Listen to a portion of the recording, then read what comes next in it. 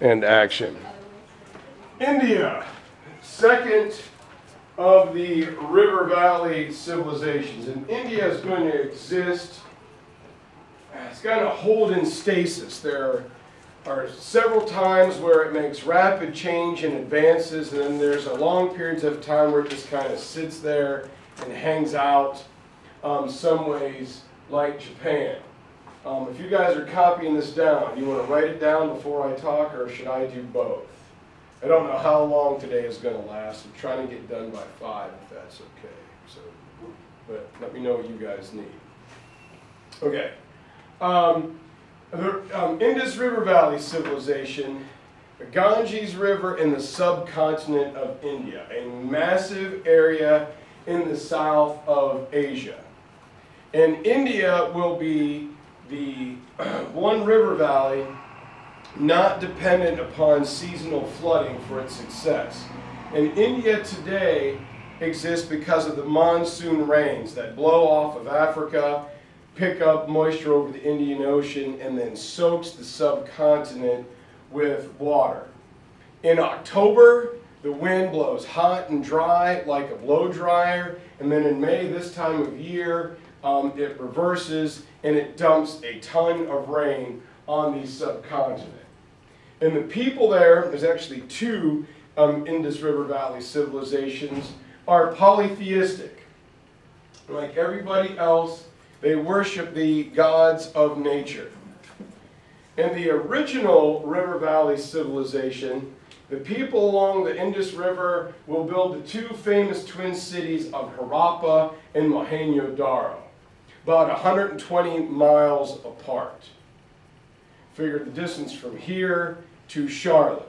And what made the cities unique is that they were identical. All the houses, all the stores, all the governmental buildings were in the exact same location. So what that demonstrates to us is something we'll see throughout world history, is there was a strong central government in place. The people were highly organized, to have the labor and the building materials organized, and a knowledge of complex math to build these enormous cities, complete with irrigation canals, underwater sewer drains, you name it, they had it. And then all of a sudden, poof, where do the people of Harappa and Mohenjo-daro go? We don't know. Right around 1500 BC, they're gone. And several hundred years later, a new group moves into the Indus River Valley, Indo-Europeans from like southern Russia. They migrate across, Turkey and then Iraq, and they're like, man, this is terrible. And they get to Iran, and they're like, man, this is even worse. And they get to Afghanistan, and they go, my God, this is really horrible. Why did we ever leave Russia? And then voila, they come to the Indus River Valley. And they will form a civilization between 1500 and 500 BC. The latter part of it is going to exist kind of the same time as the ancient Greek civilization gets started. Crete, Mycenae, places like that. And the Aryans come into the area. They are herders. They're looking for places to graze their cattle and their herds. And they have 3 main social classes. They have the Brahmins, who are priests, Kshatriyas, which are warriors, and they have Vyas, which is everyone else, the largest part of the civilization. And it's here that the Aryans are also known as the Vedic Age, because it is here that the Vedas are created or written down. And these are holy books that detail the facets of what we will know as Hinduism. It sets down the structure of what we will know as traditional Indian life. These people form the foundation of what we think of as the traditional Indian civilization. And it's here that Hinduism will begin to take root, which is not only a religion, but also a political structure that will be created to keep those who are in power, to suppress and keep everybody beneath them down. Where we are at is where we want to stay.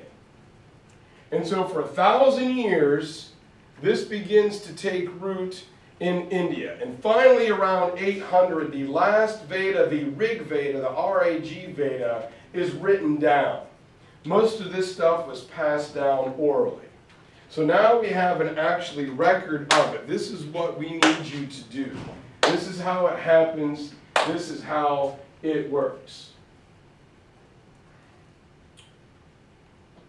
And it's after these two formative periods that we get the first big distinct Indian dynasty, the Maurya dynasty, named for a guy named Chandragupta Maurya.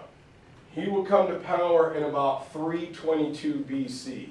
This is the high point. This is ancient Greece. So think of Mauryas in ancient Greek. You know, the Spartans and the war against King Xerxes and all that good stuff. All right.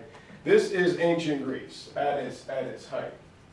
And Chandragupta will build the great city of Pataliputra.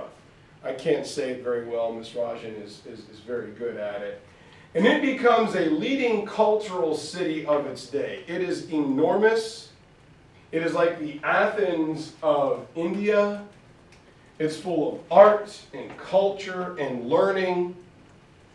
And it is a splendid capital for this new dynasty. And Chandragupta will build a centralized bureaucracy where he was like an absolute monarch. Everything flowed through him.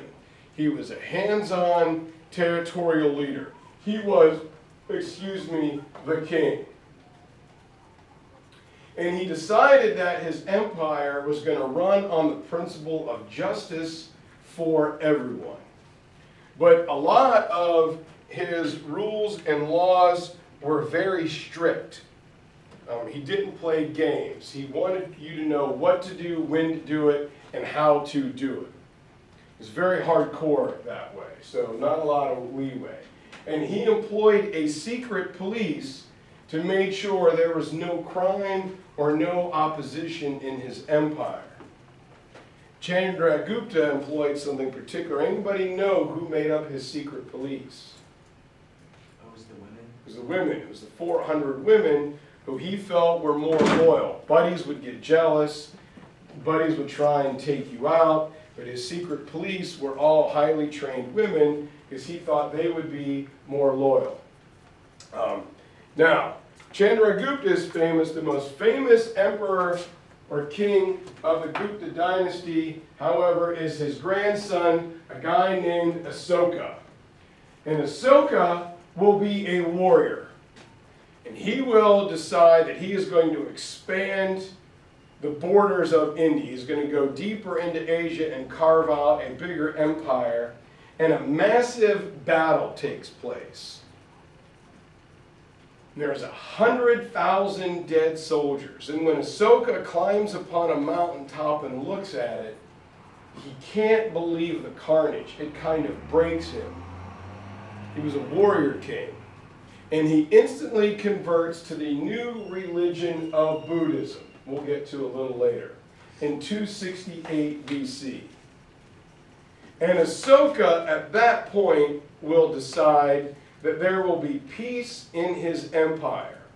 And he builds 4 pillars with 4 lion heads on the top facing the 4 cardinal directions. And when Asoka put a pillar down, that was to tell people when you enter inside those pillars, you will have justice and a good government. And Asoka will move to really open up India. Asoka is going to build the first infrastructure. He is going to connect the roads and the cities and the towns together. And he does it for trading. He does it for commerce. And when India opens up its roads, and they kind of meet with the old Great Royal Road over in Persia. Sooner or later, these roads are going to connect with,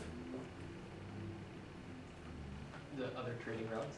such as, The Silk Road. hey, the Silk Road. We're trying to link our way all the way across Asia. But when does the Silk Road really take off? What year? We talked about it yesterday.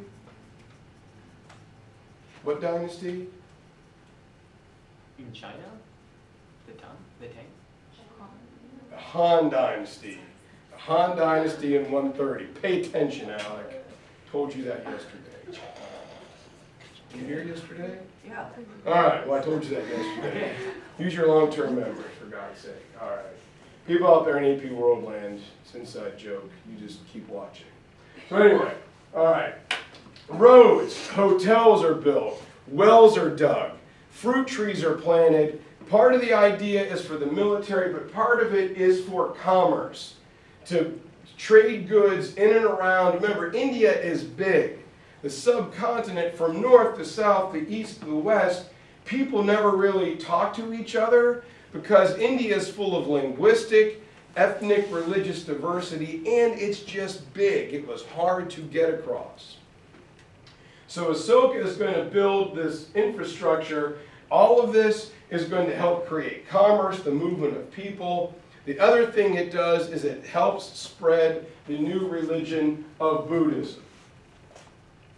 And it is during this time period that India will make contact with ancient Greece. And we're going to connect the European trade markets, wine and olive oil and marble, with goods coming out of Asia, the Middle East, South Asia, and even China. Silk, glass, horses, ironwork, all of this is going to be able to get traded. The Middle East, China, Africa, and Europe will be linked. They will trade with Asia in part because of Ashoka's infrastructure. And the Maurya dynasty is going to start spreading westward. The exact same time famous conqueror Alexander the Great is moving eastward. And the two cultures are going to have like a clash. They are going to meet in Central Asia. And this helps spread what in the Western world is referred to as Hellenistic civilization, the blend of Greek, Egyptian, Arabic, and Indian culture. It's because the two groups meet and they blend and they share their ideas at nearly the same time. This is a major boost in cultural diffusion. The great Alexander the Great's legacy matches with Ashoka's in the Mauryan dynasty. But Ashoka, like his grandfather, was one of those big, larger-than-life personalities. He's just one of those guys. I mean, he built pillars that said, when you step inside here, there's going to be good government. And when he dies, it's another example that we have seen time and time and time again throughout history, that the next batter up just isn't quite ready.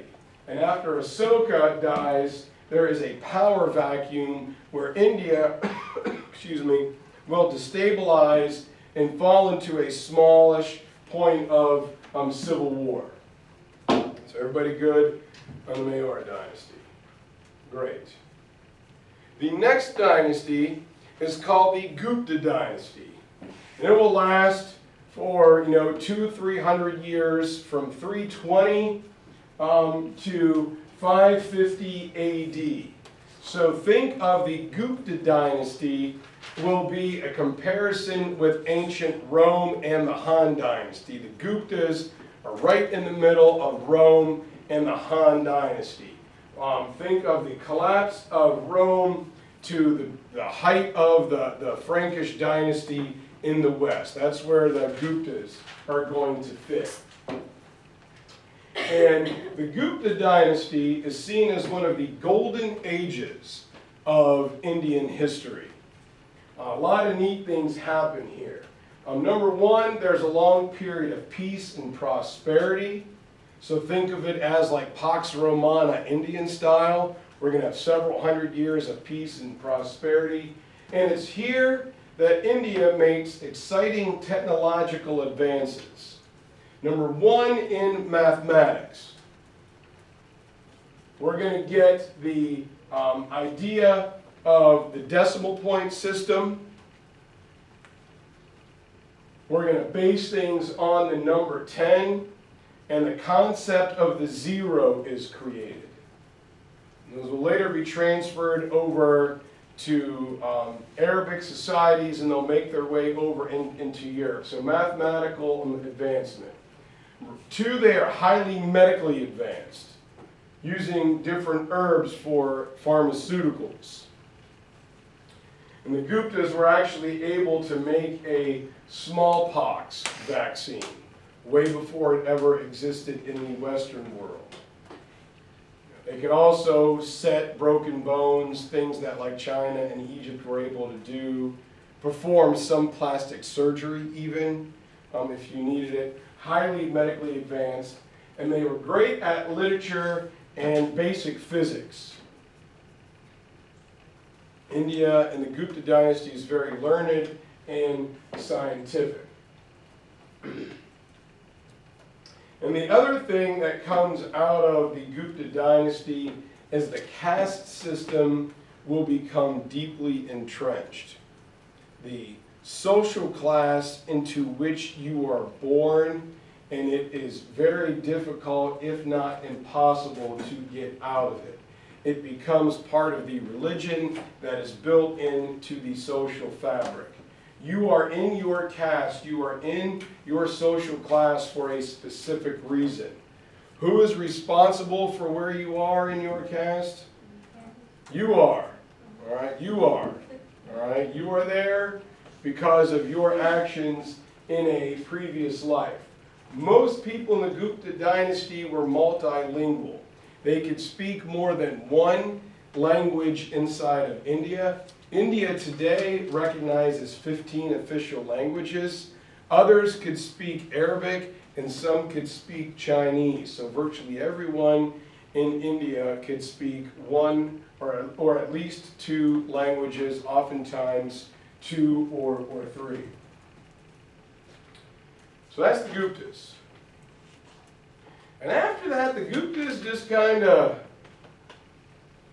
just hang out for a while. We trade stuff, we get spices, people come and go.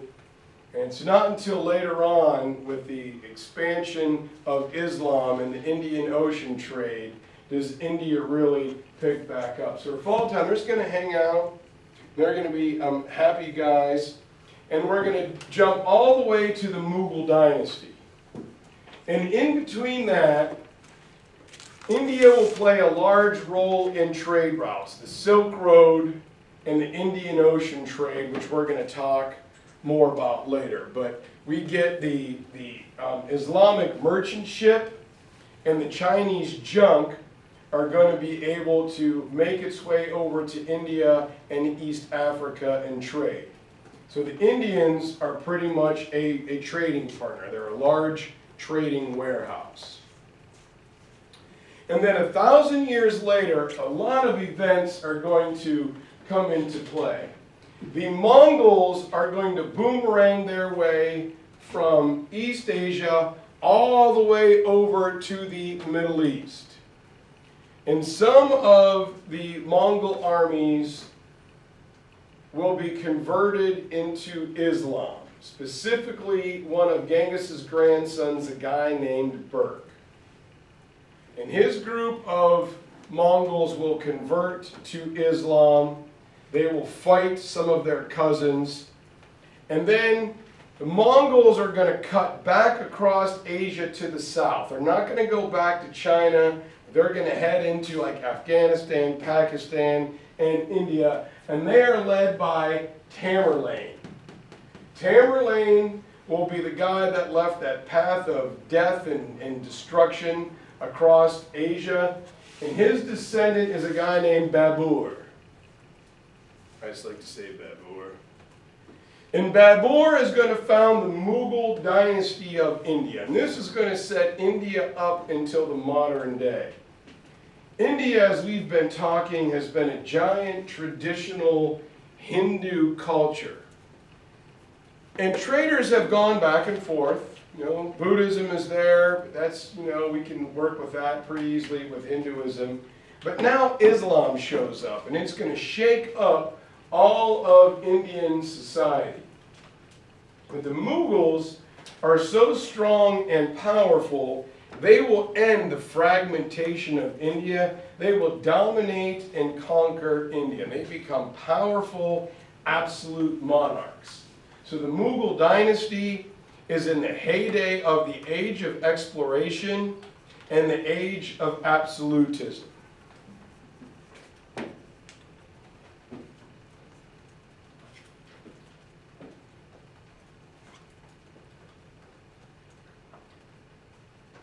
The most famous Indian king is going to be the guy we talked about, Akbar the Great, who was a warrior king, an absolute monarch who expanded the empire. But he stands out from his contemporaries, especially in Europe. It's much different than Louis XIV or Peter the Great and the Habsburgs. And what makes him so different is that he was religiously tolerant. He was the guy that brought in Hindus and Muslims and Christians and rabbis and Buddhists. And they sat down and they discussed religion. And he said, let's find what we have in common rather than always point out what divides us. Let's not look at what separates us, but let's look at where we have commonalities. And he was one of those strong, dominant, vivacious personality rulers that he could get this done. He made it happen. And so the Mughal dynasty really takes off and grows extremely powerful. And he reorganized the provinces. He wanted a better system of government. He wanted everything connected to him. And he is one of the monarchs that ordered censuses taken. How many people do we have in each region? Not only how many people do we have, but I want to know who grows what. What are the crop yields? And how much are people consuming? If Olivia consumes more than Julia, who is going to pay more taxes? Why, Julia? Because she uses more. The more you use, the bigger your population, the more you are going to pay. Emmy, you can come over here. That way everybody's comfortable. So if you're over there, I'm going to feel awkward. And look at Angela. All right, here we go. All right. So, anyway, problem with Akbar is his successors are like weak little punks. And they screw up. Maybe it's because he didn't take time to train them, or maybe they just made absolutely horrible and poor decisions. Jahangir is the guy that allowed the stock trade company, the British East India Company, to take over.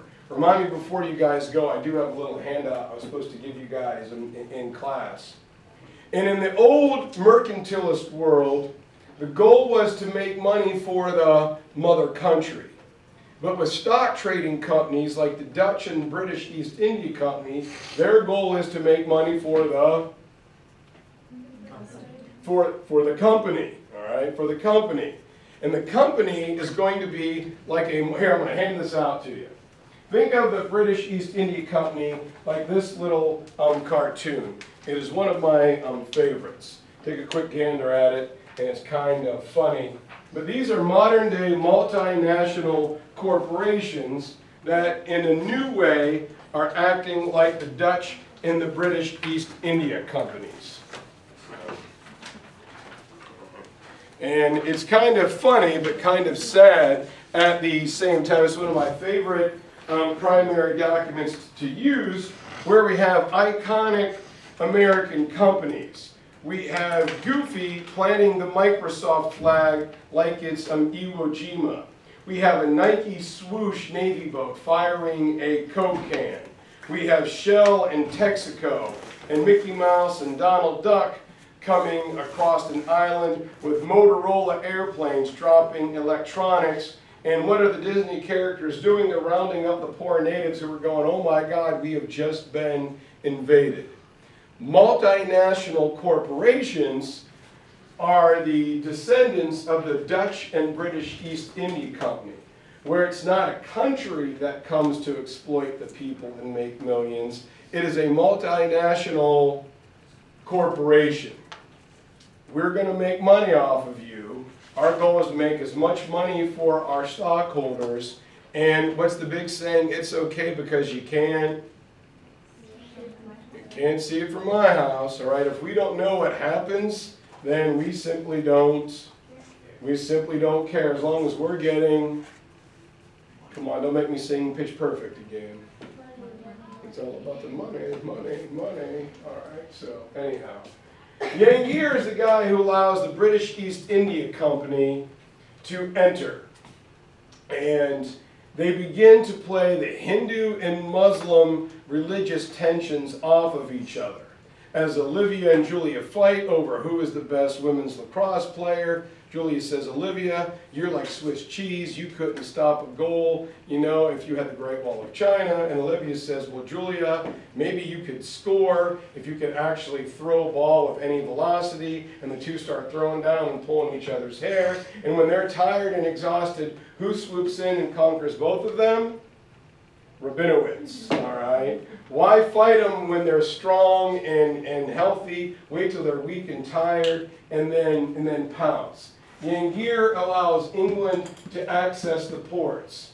Shah Jahan is the genius who builds the Taj Mahal back there above Avery as a tomb for his wife.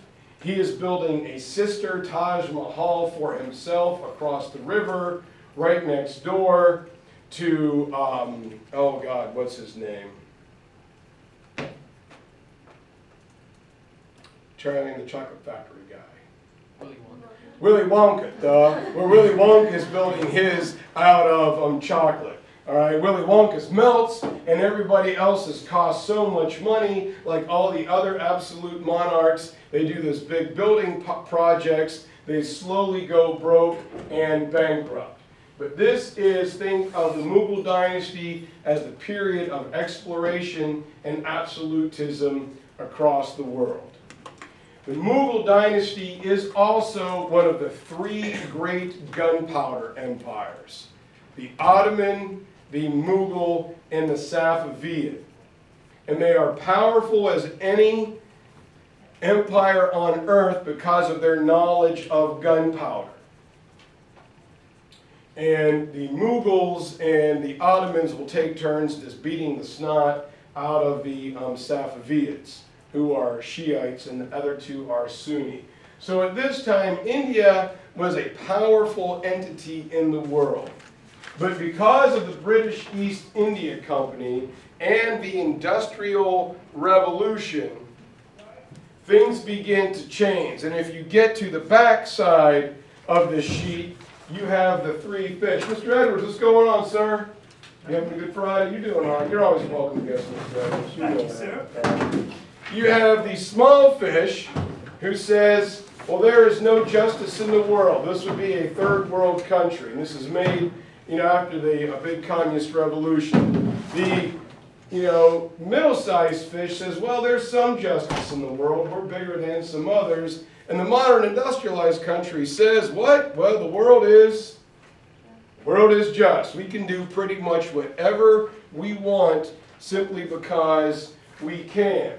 Well, the British East India Company, coming after the age of absolutism, we know we're going to have that period of revolutions with the American Revolution and the French Revolution. But what happens right after those? What big world-changing event takes place? The Industrial Revolution. And the Industrial Revolution separates Europe from the rest of the world. Industrial technology, specifically the steam engine. And now with steam power, with guns and with germs, Europe is going to take over the globe. And India will fall victim to imperialism. So right after the Mughal dynasty ends, think Industrial Revolution, imperialism. The Death Star is on the way. But instead of being piloted by Darth Vader's henchmen, it's piloted by a British sea captain.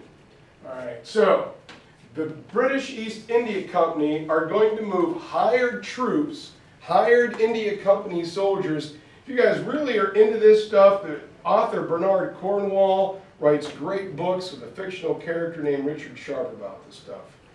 You guys would like them. I know you guys would. Have you ever read any, Alec? I haven't read any about India. But You read any of the Richard Sharp ones? No, I've read some about like Anglo-Saxon and stuff. Well, same guy, but anyway, it's good stuff. So anyway, the East India Company is going to weaken the Mughal rule, as we said, with Julia and Olivia fighting and Lara cleaning up when it's done. But because the British Empire is so big, they begin to employ Indian soldiers known as sepoys to help keep the peace. Sepoys were loyal, but it was understood that they would never have to serve outside the territorial boundaries of India. For a high caste Hindu, this was something they could not do religiously. But because of the manpower demands on the British Empire, they needed more manpower. So they go, well, shoot, we got a lot of people in India, let's bring some of those suckers along. That coupled with, you guys remember the problems with the bullet cartridges, the beef tallow, and the pork fat caused the sepoys to rebel. And the rebellion causes massacre on either side. Sepoys massacre British outposts, British massacre Sepoy outposts, and it's a period of destabilization. And the British Crown steps in. The Queen says, East India Company, you are done ruling India. I will do it myself. And here is where India becomes a key component of the British economy. India was like Mexico and Peru, a good comparison to the Spanish when they were extracting the gold and the silver from the Aztecs and the Incas. India by itself was so big, it was an integral part of the overall British economy. The British stuck their straw deep into India and began to suck out, all right, like the milkshake slurpers, every bit of wealth they could from India, exploiting the nation and its people. And the British said, well, India will be the jewel in the crown of the British Empire. So to the fact that the main jewel in the coronation crown is a diamond from India that they're still trying to get back. The arrogance of the British felt that the upper classes, the highest castes of India, should help their countrymen become more British. Well, you've been educated at Oxford and Cambridge. You know at 3:30 it's time to drink tea and say, God save the Queen. And you play cricket and all that. Matter of fact, you're better at it than we are. And so you love England so much you should eat fish and chips and you should help India become more British. And what this does is kind of anger the people. And Indians are divided in how they feel about the British. Some say, yes, we must adopt Western technology to better ourselves. Others said, why should we do that? We're an ancient river valley civilization, for God's sake. Spit spot cheerio, what can they do for us? They pronounce their own word schedule. We all know it's schedule, all right? Enunciate the word right, for Pete's sake. And then the British have a very low view of India. Most British never went there, but they considered the Indians beneath them. And this is exhibited by British so-called academic Thomas Macaulay, who says one book on the shelf of an English library is better than all the collective works written in the Indian language altogether. In a sense, India has nothing to offer. The British, in their point of view, will bring some positives. They will build railroads, many that follow old Ahsoka's infrastructure. They will build irrigation canals to improve Indian infrastructure to get from point A to point B. While they sell it to the world as they're helping India, it was basically the easiest way for the British to extract resources from the subcontinent. It's done to make money. And what this does is will force an Indian sense of unity. Many of these high-class Indians who went to England come back with those crazy ideas of freedom and democracy and independence.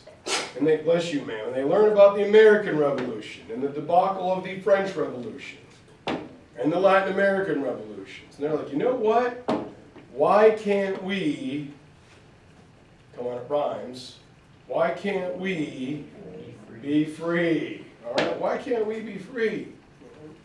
And so the father of Indian nationalism, whose idol was Ram Mohan Roy, is Mahatma Gandhi. And India will exist under imperial rule up through World War I and World War II, when parts of India were attacked by the Japanese. The Indian troops will help fight the Allies to keep... Okay. Indians will help the Allies keep the Japanese out of India. But when it's done, the war is so torn apart, we're worried about the Cold War. India really makes a move for independence.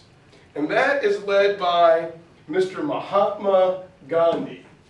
Gandhi is the spokesperson for Indian independence, and he called for passive resistance. Who's got Mr. Irwin for English? All right. What is on Mr. Irwin's back wall of his room? A big giant Gandhi head. Mr. Irwin loves him some Mahatma Gandhi. Now, as a young man, Gandhi was kind of a radical. He was one of those guys who, I don't want to wait. I don't want to be patient. Independence now. We've suffered long enough. Let's go, let's go, let's go. And he's thrown in prison. And while he's in prison, he realizes that violence is not the way to go. It is peaceful, passive resistance, and patience. Now, there are 4 leaders who were thrown into jail for trying to lead like social movements or revolutions. 3 of them will become Jedi and use their powers for good. 1 of them, while in prison, will truly turn evil as a Sith Lord. Anybody know the 3, or the other 2? We got Mahatma Gandhi. Who else? Alec? Mandela, right? Nelson Mandela. All right, Mandela. Mandela. Where's Mandela? And Hitler. Where's Mandela? Mandela. Other one is Martin Luther King. The Sith Lord is Adolf Hitler. So anyway, all right, there we go. So Gandhi is talking about this when there was a lot of Hindu versus Muslim contention. Ever since the Mughals showed up, I told you that they would further shape India's history. There's always a lot of tension between the traditional majority Hindus and the Muslims, but for a long time, the Muslims were in control, they were in power. And when Gandhi is assassinated, all right, radicals on both sides were fighting, but when Gandhi is assassinated, everyone is in shock.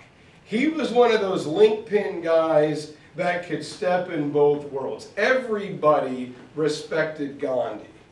So when he's shot, everyone is shocked and angry, and the radicals, the rabble-rousers, the guys promoting violence on either side are discredited. No one wants to hear them anymore. No, you just shot Gandhi. And the Prime Minister Nehru, will give the big quote that says, did I put this up here? I thought I did. Yes, says the light of our world has gone out.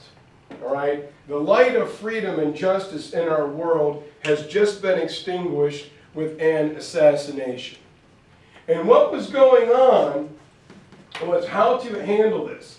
Muhammad al-Jinnah, this guy right here, was a Muslim who wanted a separate Muslim state. Let's segregate Hindus from Muslims. He wanted a Muslim-only area. Now the people lived in what we know as India, but they wanted a new country. It will eventually become Pakistan. And when violence breaks out, Great Britain does something that they're terrible at. They grab a map, they throw it on a table, they get a big fat crayon and say, well, let's divide this up. That looks good. That's a new country. And the British create Pakistan right along the Indus River Valley. Pakistan becomes a new state, and it is supposed to be run by a Muslim majority, which it is. The problem is the populations are intertwined. Hindus and Muslims live next door to each other. They live in the same village, the same city, the same neighborhood. Their jobs, their lives are there. Now what are they supposed to do? Get up and move? All right? What if Bethany is Muslim and Angelo is Hindu and Bethany's in India and, wait a minute, what am I saying? You're Muslim and you're in, my daughter, I can say it. You're Muslim living in India. Angelo, you are Hindu living in Pakistan. What do Angelo and Bethany have to do? They've got to move. Well, what if they don't want to move? And then as they're carrying all their packs and their kids and they get to the border, and Angelo bumps Bethany and says, get out of my way. And Bethany says, look, be a gentleman. And Angelo says, what's a gentleman? And Bethany, being my daughter, says, hey, Angelo. Bam! Chew on that, tough guy. All right? Gum in your food for a while. All right?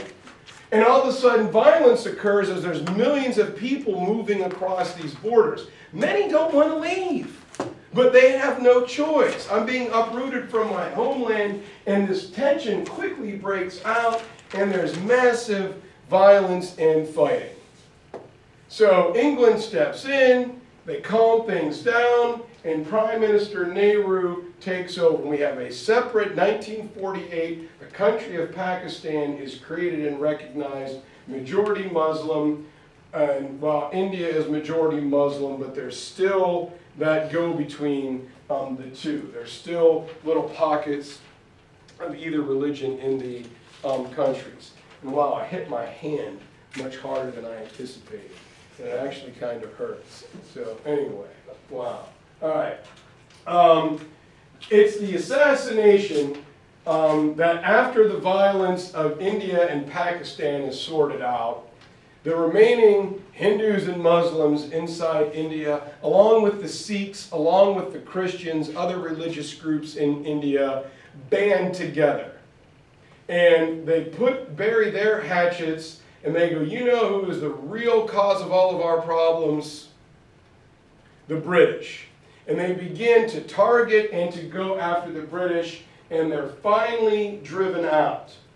But once the British are gone, some of those deep religious differences hang on and still affect India up until this day. To try and handle all the diversity inside of India, the religious, the ethnic diversity, the Indians used the United States Constitution as a model, creating a strong central federal government that works in balance with smaller state governments so ethnic and religious regions can kind of govern themselves. The Nehru family will run the Indian government for 40 years. It's almost like a miniature dynasty. And when the Nehrus are out of power, it's Gandhi's only child, his daughter, takes over. And the Nehru family tried to build India into a model state where ideas of social justice were the norm, built on social justice ideals. Gandhi's daughter, Indira, will become prime minister in 1984 when, for some bizarre reason, she is assassinated by her own bodyguards. It is a shock to the people of India. Her son, Ranjiv, takes over, and he too is assassinated in 1991. So the Gandhi family, their legacy is not only bringing India together, but unfortunately, as political leaders, they are all assassinated. But from 1950 onward, India works really hard, and their goals are to achieve heavy industrial growth. In India, parts of India take over for the old steel mills from like Buffalo and Cleveland and Pittsburgh, and heavy industry is transferred over to Asia. But to do so, the Indians will retool their entire educational system, not only to teach people manufacturing jobs, but the ideas of economics and medicine. If we were going to have a modern industrial state, we needed educated people to run every facet of our country. Reading, math, science. Sorry, Allie, am I in the way? All right. And it's at this time that Indian scientists come up with the idea of the Green Revolution. India's population was growing rapidly, and India's population grew faster than the country's ability to feed itself. So it is in India that they begin to experiment with hybrid seeds and plants that could grow in dry climates. They could grow in low nutrient soil and grow high yield crops that could feed the people. If you've ever been to the Epcot Center and you've gone through like the land ride where you see like plants growing in a desert, well, some of that comes from the Green Revolution, and it shows the dedication to education that India underwent. But even with that, 1 billion people, about 33% of the people live way below the poverty line. You can ask Abigail, she has been there. It's one of the poorest, some areas, it's just very, poor. People are begging, little kids come, and it's very hard to say no. But if you give money to one, you've got to give money to all. It's very sad in a lot of ways. There is still a lot of religious unrest. Hindu, Muslim, Christian, Sikh, there's a lot of diversity that still exists. But India today, while it is the second largest country in population to China, it is the world's largest democracy. And India, since the end of World War II, is probably the most positive example of decolonization, of ending the disaster of colonial rule. And India has made great gains in telecommunications, in industry, in education, in medicine, the booming Bollywood industry, making movies. While it is not perfect, it has come a very long way in a very short time. And that is about the fastest that I can do India. Do you guys want to take a few minutes and do Hinduism and Buddhism real fast? Go do about